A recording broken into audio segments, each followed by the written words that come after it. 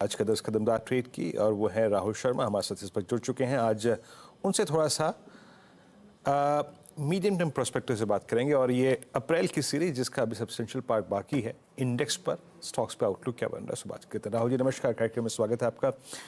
राहुल जी, पहले तो इंडेक्स पर आपकी रीडिंग समझना चाहूँगा। इंडेक्स पर आप लोग क्या कर रहे हैं, क्या प्रोजेक्शन है ऑन द डाउन साइड और हाई साइड पे, निफ्टी बैंक? जी नमस्कार वीरेंद्र जी। देखिए, इंडेक्स में रेंज बाउंड है निफ्टी के अंदर 22,800 ऊपर में 22,500 नीचे में। ये रेंज में broadly I think Nifty play out होता दिख रहा है शॉर्ट टर्म के अंदर। और जहां तक मंथली सेटअप है 23,000 आने की पूरी की पूरी संभावना है। तो निफ्टी के अंदर सेटअप काफी बढ़िया लग रहा है। इनफैक्ट जो आउट परफॉर्मेंस है वो बैंकिंग से है। सो बहुत दिनों बाद बैंकिंग में हमें आउट परफॉर्मेंस देखने को मिल रही है। बैंक निफ्टी जो है वो एक ब्रेकआउट दे चुका है 48,000 के ऊपर, और ये ब्रेकआउट का जो टारगेट्स है 49,500 से लेके 50,000 तक ऊपर में देखने को मिल सकता है। पीएसयू बैंक तो स्ट्रांग है ही, लेकिन अब पिछले 2-3 सेशन में प्राइवेट बैंक्स में भी ट्रैक्शन बिल्डअप होना चालू हुआ है। सबसे पहले एचडीएफसी बैंक में रैली शुरू हुई, उसके बाद में एक्सिस और आईसीआईसीआई में हमने देखा है कि एक फॉलो अप बाइंग यहाँ पर बनती हुई दिख रही है। तो क्लियरली मूड और माहौल दोनों इंडाइसेस में पॉजिटिव है।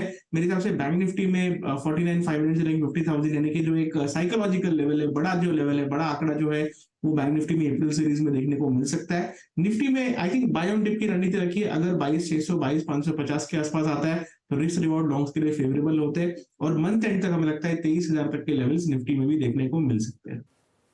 ओके, तो ये फिलहाल निफ्टी पर रुझान। और निफ्टी बैंक को कैसे ट्रेड किया जाए, क्योंकि वहां पर भी अब फाइनली एचडीएफसी बैंक जागा है, पार्टिसिपेट करने लगा है।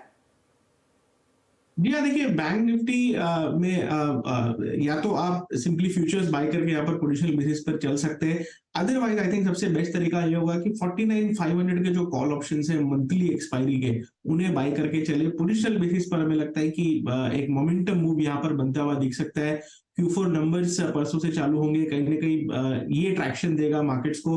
और हमारी जो एक्सपेक्टेशंस है उसमें ऐसा लगता है कि जो प्राइवेट बैंक के नंबर्स होंगे खास करके इस क्वार्टर के, वो एक्सपेक्टेशन से बढ़िया आनी चाहिए, और कहीं ना कहीं वो हेल्प करेगा यहाँ पर बैंक निफ्टी को और मोमेंटम प्राप्त करने के लिए। तो ऑप्शंस लेके चलिए बैंक निफ्टी के अंदर। पोजिशनली हमें लगता है कि 1000 पॉइंट की रैली इन लेवल से देखने को मिल सकती है कम से कम। ओके अच्छा राहुल जी, जब आप इतने बुलिश हैं निफ्टी बैंक पे और इतने आउट ऑफ मनी कॉल पे फोकस कर रहे हैं, अगर इसी तेजी को स्पॉन्सर करने वाले मैं आपसे पूछूं कि स्टॉक फ्यूचर्स कौन कौन से होंगे, तो वो कौन कौन है, प्राथमिकता किस पर है आपकी? दो स्टॉक फ्यूचर्स जो कि इस अपस्विंग में सबसे स्ट्रॉन्ग तरीके से पार्टिसिपेट करेंगे। ये देखिए, एक्सिस माफी आईसीआईसीआई बैंक ने कल के सेशन में एक ब्रेकआउट दिया, और ये काफी साइडवेज सेटअप था। साइडवेज सेटअप से जब भी स्टॉक्स निकलते तो एक तरह से ऑर्बिट चेंज करते, गियर्स शिफ्ट करते हुए दिखाई देते हैं। मुझे लगता है 1200 रुपए तक के लेवल्स आईसीआईसीआई बैंक में देखने को मिल सकते हैं। तो काफी अच्छा यहाँ पर एक मोमेंटम वाला मूव प्ले आउट होता हुआ दिख सकता है। जहां तक एक्सिस बैंक का सवाल है, एक्सिस बैंक में भी एक तरह से राउंडिंग बॉटम बना है। 50 दिन का मूविंग एवरेज स्टॉक ने निकाल दिया है, और मुझे लगता है कि कहीं ना कहीं 1150 तक के लेवल्स एक्सिस बैंक में भी बनने चाहिए। तो आईसीआईसीआई और एक्सिस ये हमारे टॉप पिक्स है प्राइवेट बैंकिंग स्पेस में।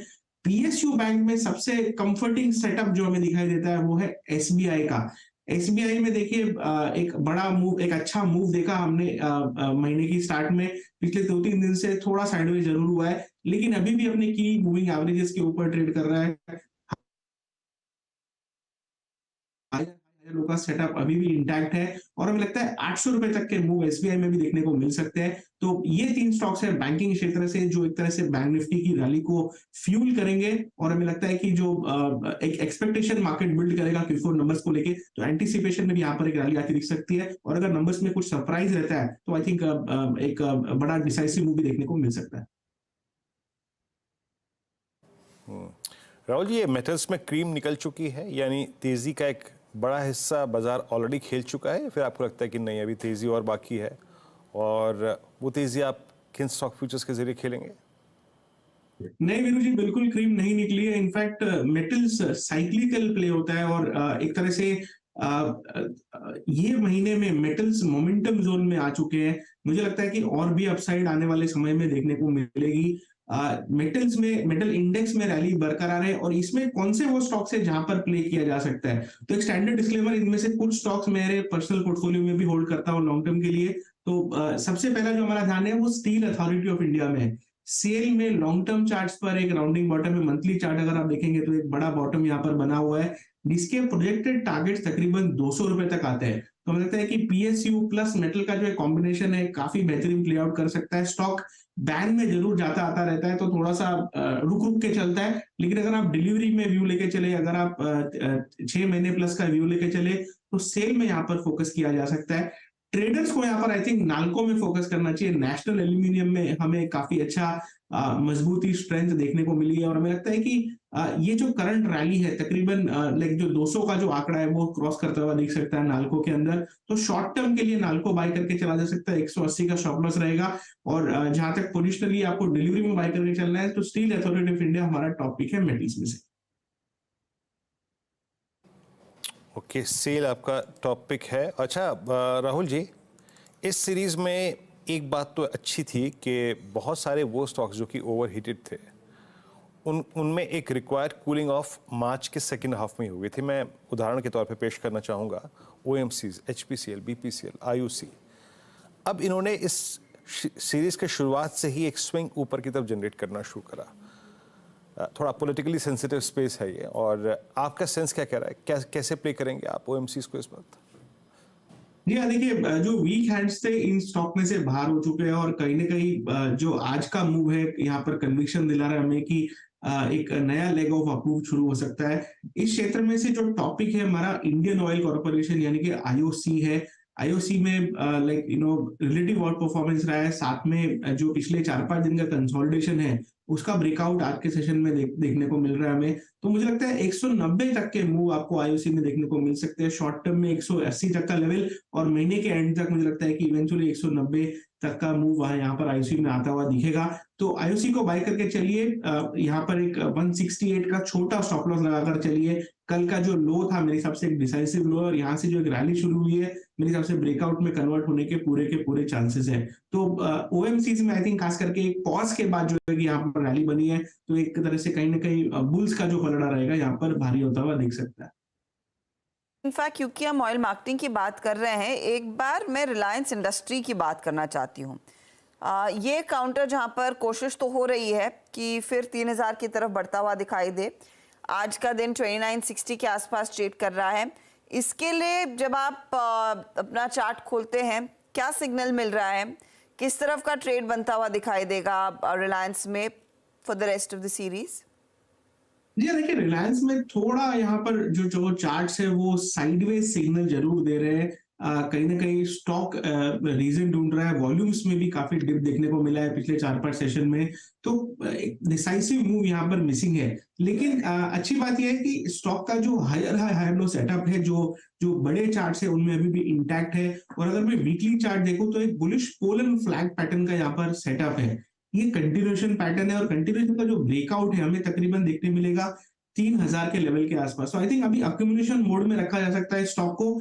3000 जैसे ही निकलता है आई थिंक मोमेंटम मूव यहाँ पर शुरू होगा, और हमें लगता है कि तकरीबन 3150 तक के लेवल्स रिलायंस में देखने को मिल सकते हैं। तो फिलहाल थोड़ा सा मुंबई इंडियंस टीम की जैसे इनकी हालत है, बट आई थिंक धीरे धीरे जैसे जैसे ये महीना प्रोग्रेस होगा, मोमेंटम मेरे हिसाब से पिक होता हुआ दिख सकता है। अच्छा राहुल जी, पॉसिबली आखिरी प्रश्न आपसे यहाँ पे। FMCG बास्केट में बहुत कुछ फंसा सा है।